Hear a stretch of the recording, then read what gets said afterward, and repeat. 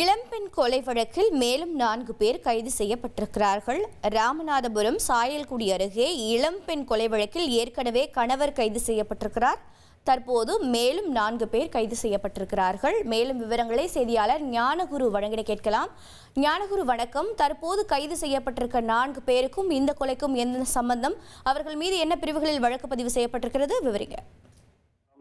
ராமநாதபுரம் மாவட்டம் சாயல்குடி அருகே வெட்டுக்காடு என்ற பகுதியில் கணவருடன் ஏற்பட்ட கருத்து வேறுபாடு காரணமாக ஜெமினி என்ற பெண் கடந்த 5 ஆண்டுகளாக கணவனை பிரிந்து வாழ்ந்து வந்த நிலையில் கடந்த ஜூலை 17ஆம் தேதி வீட்டில் இரவு சாப்பிட்டுக் கொண்டிருந்த ஜெமினி முகத்தை மூடிய முகமுடி கொலையாளர்களால் அருவாளால் தாக்கப்பட்டு இரத்த வெள்ளத்தில் ஜெமினி என்ற பெண் உயிரிழந்தார். இதை மாவட்ட கண்காணிப்பாளர் சதீஷிடம் பெற்றோர்கள் புகார் அளித்து வந்த நிலையில் ராஜகோபாலை ஆள் வைத்து கொலை செய்திருப்பதாக புகார் அளித்திருந்தார்.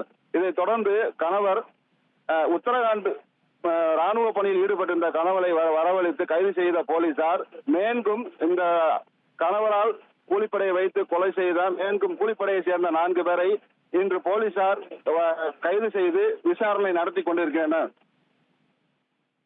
தகவல்களுக்கு நன்றி ஞானகுரு. ட்ரெண்ட ஃப்ரெண்ட் ஆக்கிக்கோங்க. தந்தி டிவியின் சப்ஸ்கிரைபர்ஸ் அண்ட் ஃபாலோவர்ஸ் குடும்பத்துல நீங்களும் இணையுங்க.